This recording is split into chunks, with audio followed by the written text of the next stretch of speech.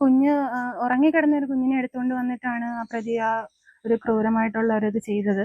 ഞാനും ഉറങ്ങിപ്പോയിരുന്നെങ്കിൽ ചിലപ്പം ഞാനത് എല്ലാവർക്കും നമ്മുടെ ഒരു പുതിയ വീഡിയോയിലേക്ക് സ്വാഗതം കേട്ടോന്നേ.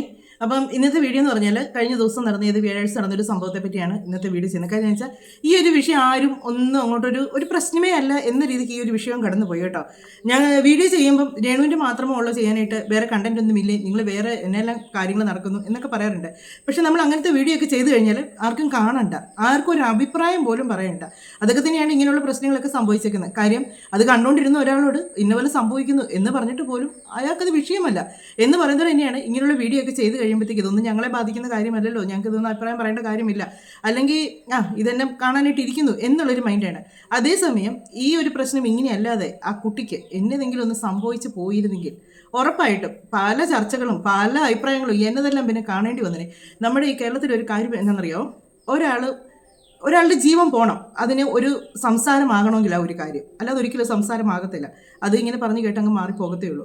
അത് പ്രത്യേകിച്ച് ഒരു സ്ത്രീകളുടെ മേലിലുള്ള ഒരു പ്രശ്നമാണെങ്കിൽ പോലും അതൊരു അവരുടെ ജീവൻ പോയാൽ മാത്രമേ ഉള്ളൂ അത് ഇന്ന പോലെ സംഭവിച്ചു എന്ന് പറഞ്ഞിട്ടൊരു ചർച്ച. എന്നാലും അത് അധികം ദിവസം നിൽക്കത്തൊന്നുമില്ല. പിന്നെ നമ്മുടെ നിയമം എന്ന് പറയുന്നതാണെങ്കിലും കുറച്ച് ദിവസം കഴിയുമ്പോൾ ജാമ്യം കിട്ടി ഇറങ്ങും. ഈ വക പ്രശ്നങ്ങൾക്കൊക്കെ എന്നതോ നല്ല വളക്കൂറുള്ളൊരു മണ്ണാണ് കേരളം എന്ന് പറയാം. അത്രയേ ഉള്ളൂ. കാര്യം എന്നെ വെച്ച് ഇങ്ങനെയുള്ള കാര്യങ്ങളൊക്കെ വീണ്ടും വീണ്ടും ചെയ്യാനായിട്ട് തുനിഞ്ഞിറങ്ങുന്നത് ഇതിനൊക്കെ ഇത്രയേ ഉള്ളൂ ശിക്ഷ എന്നുള്ളൊരു വിശ്വാസം ഉള്ളതുകൊണ്ടാണ്. ഒരു 2-3 എണ്ണത്തിന് ഇങ്ങനെ കാണിക്കുമ്പോഴത്തേക്ക് സ്ട്രോങ് ആയിട്ട് ഇതിനൊക്കെ ഭൂമിക്ക് മേളിൽ വെച്ചേക്കരുത്. അങ്ങനത്തെ ഒരു ശിക്ഷ കൊടുക്കാമെങ്കിൽ ഉണ്ടല്ലോ, പിന്നീട് ഒരുത്തൻ ഇതിനിറങ്ങി തിരിക്കുമ്പോൾ ഓർക്കും. അപ്പോൾ അവൻ്റെ എല്ലാ വികാരങ്ങളും അവിടെ കെട്ടടങ്ങിക്കോളും. ഞാനിത് കാണിച്ചു കഴിഞ്ഞാൽ എനിക്ക് കിട്ടുന്ന ശിക്ഷ ഇതാണല്ലോ എന്ന് അറിയുമ്പോഴത്തേക്ക് അവൻ്റെ എല്ലാ വികാരങ്ങളും അവിടെ കെട്ടടങ്ങും. എനിക്കറിയാൻ പറ്റും 6 വയസ്സുള്ള കുഞ്ഞിനോടൊക്കെ എന്നാ തോന്നാനാണെന്നാണ് എനിക്ക് മനസ്സിലായത്. അതുങ്ങളൊക്കെ മുഖത്ത് നോക്കി അതുങ്ങളൊക്കെ ഒരു ചിരി കണ്ടാൽ ഇതൊരു മാലഹ കുഞ്ഞിനെ നോക്കുന്ന പോലെ നമുക്ക് അതിനൊക്കെ നോക്കാൻ പറ്റത്തില്ല. ഇവനൊക്കെ എങ്ങനെയാണ്? അപ്പോൾ ഇച്ചിരി സത്യം പറഞ്ഞാൽ ഇതിൽ ഈ വീണയാണ് ശരിക്കും പറഞ്ഞത് ഇരയാകേണ്ടിയിരുന്ന ഒരു വ്യക്തി എന്നാണ് എനിക്ക് തോന്നിയത് കേട്ടിട്ട്. അതിൽ നിന്ന് മാറി ആ കുഞ്ഞിലേക്ക് അങ്ങ് പോയി. ആ വീണയെന്ന് പറഞ്ഞ വ്യക്തി അവരുള്ളത് കൊണ്ട് ആ കുഞ്ഞിന്നും ജീവനോടെ ഇരിക്കുന്നു. അവർ പ്രതികരിച്ചത് കൊണ്ട് മാത്രം. അതിന് അവർക്ക് സത്യമാണ് ഭയങ്കര ഒരു ബിഗ് സല്യൂട്ട് തന്നെ വേണം കൊടുക്കാനായിട്ട്. കാര്യം അവരൊരു സ്ത്രീ ആയിട്ട് പോലും അത് സ്ട്രോങ് ആയിട്ട് അത് പ്രതികരിച്ച് ഒരെണ്ണം കൊടുക്കുകയും ചെയ്തവനിട്ട്. അത് കേട്ടപ്പോഴത്തേക്ക് സന്തോഷമായി കേട്ടോ. കാര്യം ഒരെണ്ണം കൊടുക്കുകയും കൂടെ ചെയ്ത് കേട്ടപ്പോഴത്തേക്ക്. ഇതൊക്കെയാണ് ഈ ട്രെയിനകത്തൊക്കെ എന്ന് പറഞ്ഞിട്ടുണ്ടല്ലോ, AC-ക്കകത്തൊക്കെ ഇരുന്ന് നല്ല സുഖത്തിന് പോകുന്ന കാശുള്ളവന് യാതൊരു പ്രശ്നവും ഇല്ല. അതുകൊണ്ട് ആർക്കും ഒരു പരാതിയില്ല.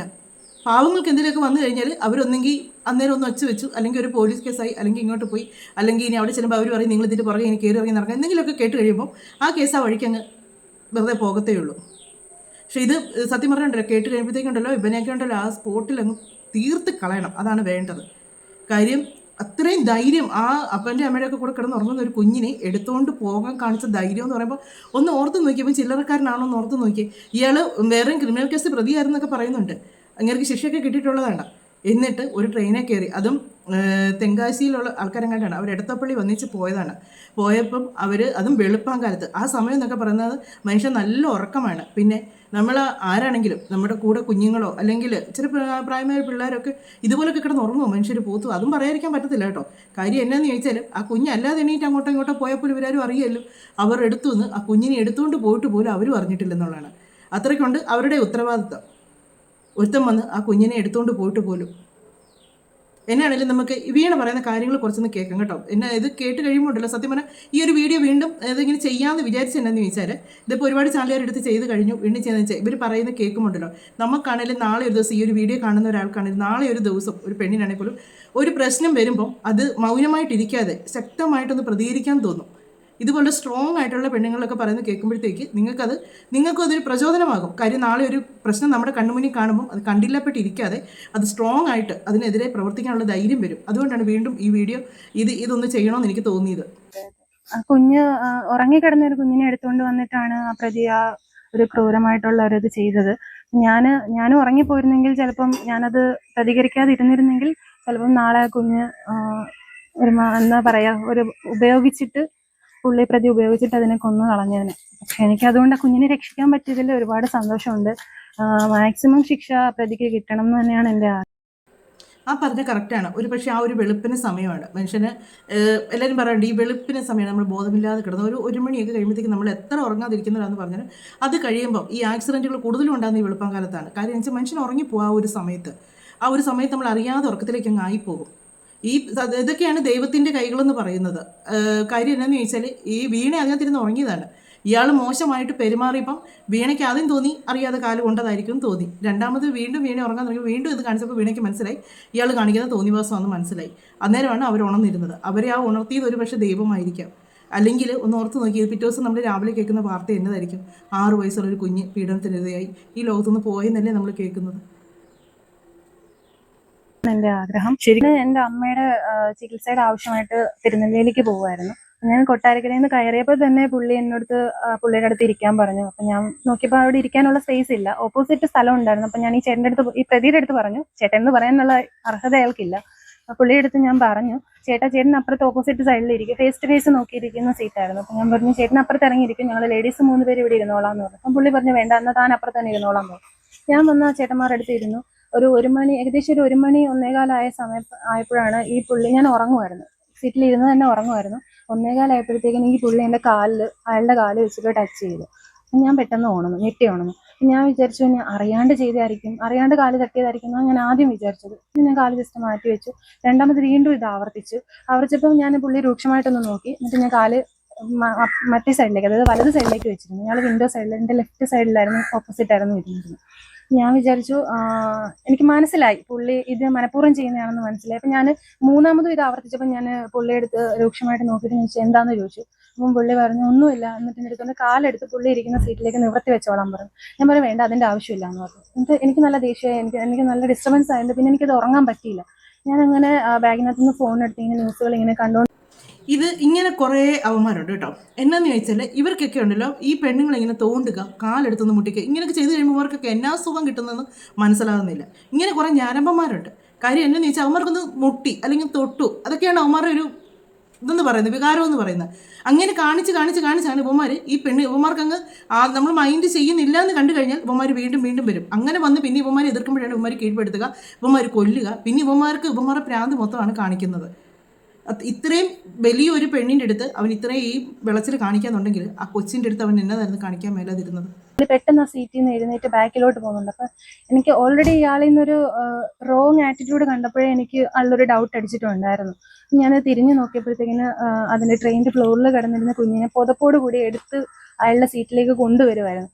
ഞാൻ വിചാരിച്ചു, ആദ്യം അയാള് കുഞ്ഞിനെ കെയർ ചെയ്യുന്ന കണ്ടപ്പോൾ നമ്മൾ വിചാരിക്കും ആളുടെ കുട്ടിയാണെന്ന്. കാരണം തലയിൽ തലോടുന്നു, അതിനെ ബെഡ്ഷീറ്റ് പുതയ്ക്കുന്നു. കണ്ടപ്പോൾ ഞാൻ വിചാരിച്ചു ഇനി മോളാണോ എന്ന് വിചാരിച്ചിട്ട് ഞാൻ എൻ്റെ അടുത്തിരുന്ന ഒരു തമിഴനായിരുന്നു, പുള്ളി ഉറക്കമായിരുന്നു. പുള്ളിയെ ഞാൻ തട്ടി ഉണർത്തിട്ട് ഞാൻ ചോദിച്ചു, ചേട്ടാ അത് പുള്ളിയുടെ കുട്ടിയാണോ, അറിയാമോ എന്ന് ചോദിച്ചു. അത് പുള്ളിയുടെ കുട്ടിയല്ല, പുള്ളി കൊല്ലത്തു നിന്നാണ് കയറിയത്, അവർ ഓൾറെഡി ട്രെയിൻ നേരത്തെ ഉണ്ടായിരുന്നു എന്ന് പറഞ്ഞു. തമിഴ് ഫാമിലി ആയിരുന്നു. ഞാൻ ചോദിച്ചു, അവളുടെ റിലേറ്റീവ് ആണോ എന്നങ്ങനെ അറിയാവോ, കാരണം കാര്യം അറിയാതെ നമ്മൾ പ്രതികരിക്കാൻ പറ്റില്ലല്ലോ. അപ്പം പറഞ്ഞ അല്ല. ഞാൻ പറഞ്ഞു, ചേട്ടാ ആളുടെ ആറ്റിറ്റ്യൂഡ് ഓക്കെ അല്ല, ആൾ കുറച്ച് റോങ് ആണെന്നാണ് എനിക്ക് തോന്നുന്നത് എന്ന് പറഞ്ഞു. അപ്പം പുള്ളി ഇങ്ങനെ തലകുലുക്കിയിട്ട് അനങ്ങാതെ അയാളെ നോക്കിക്കൊണ്ടിരുന്നു. അന്നേരം ഈ കുഞ്ഞിനെ ഞാൻ നോക്കുന്നു ഈ പ്രതിക്ക് മനസ്സിലായ സമയത്ത് പ്രതി ചെയ്തുകൊണ്ടിരുന്ന രീതികൾ മാറ്റാൻ തുടങ്ങി. കാരണം കൈ ഈ കാണിച്ച ഈ ഒരു വ്യക്തി അയാളൊരു ചെറിയ ക്രിമിനലാണെന്നൊന്നും എനിക്ക് തോന്നുന്നില്ല കേട്ടോ. കാര്യം എന്നാന്ന് ചോദിച്ചാൽ അതിനകത്ത് ഈ പെൺകുട്ടി ഉണർന്നിരിക്കുന്നു, മറ്റ് യാത്രക്കാരുണ്ട്, ആ കുട്ടിയുടെ ബന്ധുക്കളുണ്ട്. അവിടുന്ന് അവൻ ആ കുഞ്ഞിനെ എടുത്തുകൊണ്ട് അത്രയും ധൈര്യത്തിൽ പോകണമെന്നുണ്ടെങ്കിൽ അവൻ ചെറിയ ക്രിമിനലൊന്നുമല്ല. ഇവന്മാരൊക്കെ കാണിക്കുന്ന ഒരു പരിപാടി എന്നാണെന്നറിയോ, ഇങ്ങനെയുള്ള പ്രശ്നങ്ങളൊക്കെ വന്നു കഴിയുമ്പോൾ ഇവന്മാർ 2 എണ്ണം കിട്ടി കഴിയുമ്പോഴത്തേക്കുണ്ടല്ലോ കയ്യും കൂപ്പി ഇങ്ങനെ ഇരിക്കും. പിന്നെ പറയുന്നത് എന്താ, മാനസിക വിഭ്രാന്തി എന്നാണ് പറയുന്നത്. അതുകൊണ്ടാണ് അങ്ങനെ ചെയ്ത് എന്നൊരു ലേബൽ കൂടി ഇവന്മാർക്കൊക്കെ അങ്ങോട്ട് കൊടുക്കും. ഇവൻ ഒരു മാനസിക വിഭ്രാന്തി ഉള്ളവനല്ല. കാര്യം അങ്ങനെയുള്ളവന് ഈ കുഞ്ഞിനെ അവിടെ പോയി എടുത്തുകൊണ്ട് വന്ന് ഇത്രയും കാര്യമായിട്ട് പുള്ളിക്കാർ പറയുന്നുണ്ട്, അത് കൊണ്ടുവരുന്ന കണ്ടാൽ ആ കുഞ്ഞിൻ്റെ അച്ഛനാണെന്ന് തോന്നും. അതുപോലെ അതിനെ കരുതലോടുകൂടിയാണ് കൊണ്ടുവരുന്നതായിട്ട് കാണിച്ചത്. ആ പുതപ്പോടുകൂടി തന്നെയാണ് അതിനെ പൊതിഞ്ഞ് എടുത്ത് കൊണ്ടുവന്നിരിക്കുന്നത്. അപ്പം അവനെന്താ ഭയങ്കര വിഭ്രാന്തി. അവൻ്റെ വിഭ്രാന്തി എന്നാന്നുള്ളതല്ല, നല്ലപോലെ അടിച്ച് ഇവനെയൊക്കെ പൊട്ടിക്കണം, അതാണ് ചെയ്യേണ്ടത്. നല്ല കീറ് കൊടുക്കണം. ആദ്യമേ ഇവനിട്ട് ആ ട്രെയിനകത്തിട്ട് തന്നെ ഉണ്ടല്ലോ, എവിടത്തുണ്ടായിരുന്നു ആദ്യം തൊഴി കൊടുക്കേണ്ടതെന്ന് അറിയാം. അങ്ങനെ 2 എണ്ണം കൊടുത്തിട്ട് പോലീസ് അറിയിലിട്ട് ഇവനെയൊക്കെ കൊടുക്കാവുള്ളൂ. അതാണ് വേണ്ടത്. കൈ ഓൾറെഡി ബെഡ്ഷീറ്റിനകത്തായിരുന്നു, കൈ മാറ്റിയിട്ട് പുറകെ വെച്ചിട്ട് അയാൾ ഇങ്ങനെ ബാക്കിലോട്ട് തലയൊക്കെ വെച്ച് ഉറങ്ങുന്ന രീതിയിലൊക്കെ കാണിച്ചു. എനിക്ക് മനസ്സിലായത് എന്നെ കാണിക്കാൻ വേണ്ടിയിട്ടാണെന്ന്. ഞാൻ പുള്ളിയെ നോക്കാതെ തന്നെ ഫോണിനകത്ത് വീഡിയോ എടുത്തുകൊണ്ടിരുന്നപ്പം പുള്ളി വിചാരിച്ചു ഞാൻ പുള്ളിയെ ശ്രദ്ധിക്കുന്നില്ല, ഞാൻ ഫോണിൽ നോക്കിയിരിക്കുകയാണെന്നാണ് പുള്ളി വിചാരിച്ചത്. ഞാൻ വീഡിയോ എടുത്തപ്പോൾ തന്നെ ഈ പുള്ളി കുഞ്ഞിൻ്റെ ശരീരത്ത്, വലത് കൈ കുഞ്ഞിൻ്റെ ശരീരത്തുണ്ടായിരുന്നു. ലെഫ്റ്റ് ഹാൻഡ് കൊണ്ട് റൈറ്റ് ഷോൾഡറിലേക്ക് ബെഡ്ഷീറ്റ് മറച്ചു, വിൻഡോ സൈഡിലായിരുന്നു ബെഡ്ഷീറ്റ് മറച്ചിട്ട് ഈ കുഞ്ഞിൻ്റെ പ്രൈവറ്റ് പാർട്സിലേക്ക്, അതായത് കുഞ്ഞൊരു ചെറിയ ടീഷർട്ടും ഒരു ഷോർട്സും ആയിരുന്നു ഇട്ടിരുന്നത്, പ്രൈവറ്റ് പാർട്സിലേക്ക് കൈ കൊണ്ടുപോയി. ചെന്ന് കണ്ടപ്പോഴേ ഞാൻ പ്രതികരിച്ചു. എഴുന്നേറ്റിട്ട് ഞാൻ പറഞ്ഞു, താൻ എന്താ ചെയ്യുന്നതെന്ന് ചോദിച്ചു. തൻ്റെ കുട്ടിയാണോ എന്ന് ചോദിച്ചു. അപ്പോൾ പറഞ്ഞു അല്ല, എൻ്റെ കുട്ടിയല്ല. ഞാൻ പറഞ്ഞു ഈ കുട്ടിയുടെ റിലേറ്റീവ് ആണോ എന്ന് ചോദിച്ചു. അപ്പോൾ പറഞ്ഞു ആണ്, റിലേറ്റീവ് ആണെന്ന് പറഞ്ഞു. ഞാൻ പറഞ്ഞു ആര് പറഞ്ഞു, തന്നെ കണ്ട റിലേറ്റീവ് ആണെന്ന് തോന്നുന്നില്ലല്ലോ എന്ന് പറഞ്ഞു. ഞാൻ ഉറക്കെ ഷൗട്ട് ചെയ്തപ്പോഴത്തേക്കിന് എല്ലാവരും ഉണർന്നു, എൻ്റെ അമ്മയും എല്ലാവരും ഒക്കെ ഉണർന്നു. എന്നിട്ട് വന്നപ്പോൾ കുട്ടിയുടെ ഫാമിലിയെ എടുത്ത് ഞാൻ ചെന്ന് ചോദിച്ചു, ഇത് നിങ്ങളുടെ റിലേറ്റീവ് ആണോ? അപ്പോൾ പറഞ്ഞു അല്ല, ഞങ്ങൾക്ക് അറിയില്ല അയാളെ എന്ന് പറഞ്ഞു. തമിഴ് ഫാമിലിയാണ്. എല്ലാവരും ആണെന്ന്. ഞാൻ പറഞ്ഞു ഞങ്ങൾക്ക് അറിയില്ല ആളെ, ഞങ്ങൾക്ക് അറിയില്ല. ഞാൻ പറഞ്ഞു നിങ്ങളുടെ അടുത്ത് ഉറങ്ങിക്കിടന്ന ഒരു കുഞ്ഞിനെ എടുത്തോണ്ട് പോയിട്ട് നിങ്ങൾ അറിഞ്ഞിട്ടില്ല, ഒരു പരിചയമില്ലാത്ത ഒരു വ്യക്തിയാണ്, അയാൾ എന്താ ചെയ്ത് നിങ്ങൾക്കറിയാം. അപ്പം അവരെല്ലാം ഞെട്ടി നിൽക്കുകയാണ്, എന്താ സംഭവം എന്ന് അറിയണില്ലല്ലോ.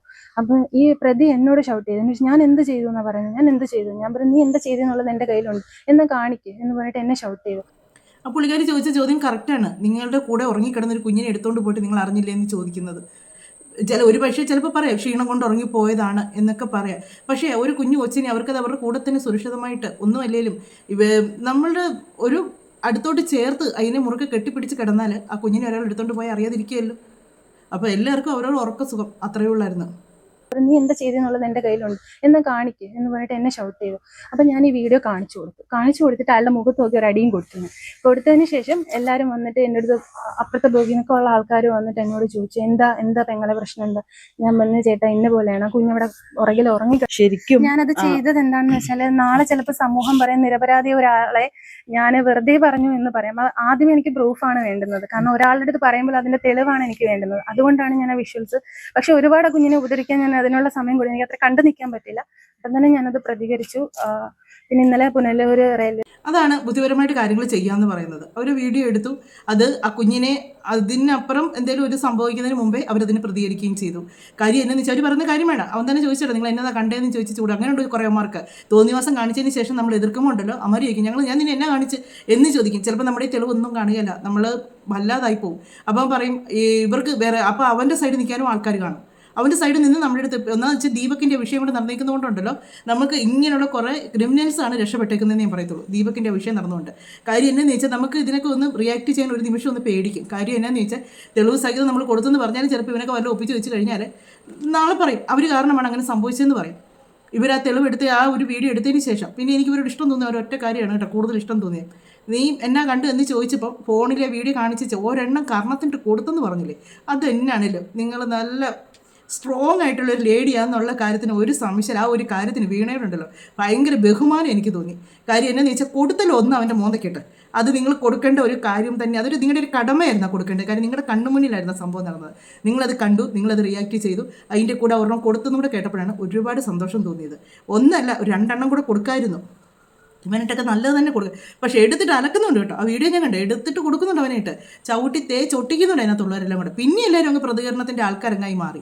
ആദ്യമേ തന്നെ ആ ഒരു തമിഴെന്ന് പറയുന്ന ഒരാൾക്കാരൻ തമിഴിനടുത്തിരുന്നു, അങ്ങേര് അത് കണ്ടിട്ട് അനങ്ങാതിരുന്നെന്ന് പറയുമ്പോൾ ഇവനൊക്കെ മനുഷ്യനാണോ എന്ന് ഓർക്കുന്നത്. ഒന്നാമത് എന്നാണെന്നറിയാം, എല്ലാവരുടെയും ഒരു ചിന്ത എന്നാണെന്നറിയാം, ഒരാൾക്കൊരു പ്രശ്നം വന്നാൽ ഇത് എന്നെ ബാധിക്കുന്നതല്ല, എൻ്റെ ആരുമല്ല, ഞാൻ എന്തിനാണ് ഈ ആവശ്യമില്ലാത്ത വയ്യാവേലിക്കകത്ത് കൊണ്ട് തലവെച്ച് കൊടുക്കുന്നത് എന്നാണ് ചിന്തിക്കുന്നത്. എന്നാൽ അവിടെ ഇരുന്നുകൊണ്ട് ഒരു നിമിഷം തന്നെ ചിന്തിക്കുക, ഇത് എൻ്റെ കുഞ്ഞിനാണ് ഇങ്ങനെ ഒന്ന് സംഭവിക്കുന്നെങ്കിലെന്ന് തോന്നിയാൽ അതിന് പ്രതികരിക്കാൻ തോന്നും. അല്ലാത്തവർക്ക് അതൊരിക്കലും പ്രതികരിക്കാൻ തോന്നത്തില്ല. കാര്യം എന്താണെന്ന് വെച്ചാൽ നമ്മുടെ കുടുംബത്തിൽ നടക്കണം അങ്ങനെ ഒരു പ്രശ്നം, എന്നാലേ പ്രതികരിക്കുന്നത്. ഇപ്പോൾ തന്നെ ഈ ഒരു വീഡിയോ ചെയ്യുന്നത് ഇത് കുറച്ച് കണ്ടു കഴിയുമ്പോൾ ഇതിനെ ആർക്കും കാണണമെന്ന് പോലും തോന്നത്തില്ല. കാര്യം എന്താണെന്ന് വെച്ചാൽ ഇതാ കണ്ടു കേട്ടു, ഇത് ഇത്രയല്ലേ ഉള്ളൂ, എന്നാ പറയാൻ ഇതിനകത്ത്, ഒന്നും സംഭവിച്ചില്ലല്ലോ എന്ന് വേണമെങ്കിൽ ചിലർ ചിന്തിക്കും. ഒന്നും പറ്റിയില്ലല്ലോ എന്ന് ചിന്തിക്കുന്നവരും ഉണ്ട്. ഇത്രയും വലിയ വാർത്തയാക്കേണ്ട കാര്യമുണ്ടോ, ഒന്നും ഇത് പറ്റിയിരുന്നെങ്കിലോ എന്ന് ചിന്തിക്കുന്നവരും ഉണ്ട്. അങ്ങനെ ഉള്ള കുറച്ച് പേരെങ്കിലും ആയിരിക്കും ചിലപ്പോൾ ഒന്ന് കമൻറ്റ് ഇടുകയോ അല്ലെങ്കിൽ ഒന്ന് റിയാക്ട് ചെയ്ത് ഒന്ന് സംസാരിക്കുകയോ എന്തെങ്കിലും കമൻറ്റിലൂടെയാണെങ്കിൽ പോലും ഒന്ന് റിയാക്ട് ചെയ്ത് സംസാരിക്കുമെങ്കിലും ചെയ്യുന്നത്. അല്ലാതെ ഇപ്പം രേണുവിൻ്റെ ഒരു വീഡിയോ ആണെങ്കിൽ രേണു അങ്ങോട്ട് പോയെന്നൊന്ന് പറഞ്ഞത് കാണാൻ 100 പേരുമുണ്ട്. അത് ഇടുന്നതിന് നമ്മളെ കുറ്റവും പറയും, നിങ്ങൾക്കൊന്നും വേറെ വീഡിയോ ചെയ്യാനില്ലേ, നിങ്ങൾക്ക് വേറെ ഒന്നും കണ്ടന്റ് ഇല്ലേ എന്ന് ചോദിക്കുകയും ചെയ്യും. പക്ഷേ ഇങ്ങനെയുള്ള വീഡിയോസ് ഒന്നും വരുമ്പോഴത്തേക്ക് ആർക്കും ഒന്നും കാണുകയും വേണ്ട, കേൾക്കുകയും വേണ്ട, പറയുകയും വേണ്ട.